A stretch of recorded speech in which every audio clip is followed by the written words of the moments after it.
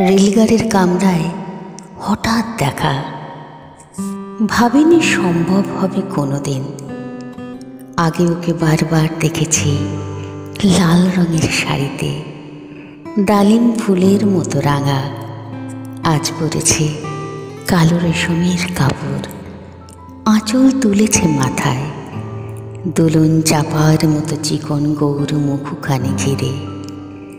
মনে হলো কালো রঙে একটা গভীর দূরত্ব ঘনিয়ে নিয়েছে নিজের চারদিকে, যে দূরত্ব সর্ষে ক্ষেতের শেষ সীমানায় শালবনের নীলাঞ্জনে। থমকে গেল আমার সমস্ত মনটা। চেনা লোককে দেখলেন অচেনার গাম্ভীর্যে।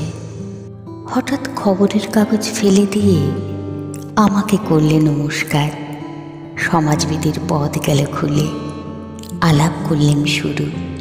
কেমন আছো, কেমন চলছে সংসার ইত্যাদি। সে রইল জানলার বাইরের দিকে চেয়ে, যেন কাছের দিনের ছোঁয়াচো পার হওয়া চাহনিতে দিলে অত্যন্ত ছোট দুটো একটা জবাব।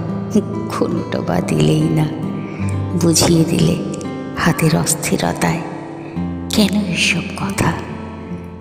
এর চেয়ে অনেক ভালো চুপ করে থাকা। আমি ছিলাম অন্য বেঞ্চিতে ওর সাথীদের সঙ্গে।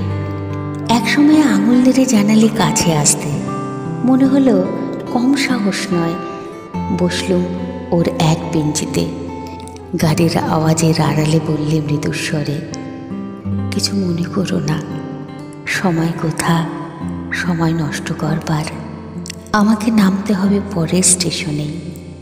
দূরে যাবে তুমি, দেখা হবে না আর কোনো দিনই।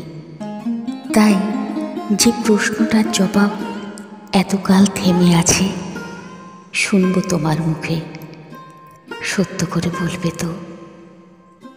আমি বললেন, বলবো। বাইরের আকাশের দিকে তাকিয়ে শুধালো, আমাদের গেছে যে দিন, একেবারেই কি গেছে? কিছুই কি নেই বাকি? এইটুকু রইলেন চুপ করে।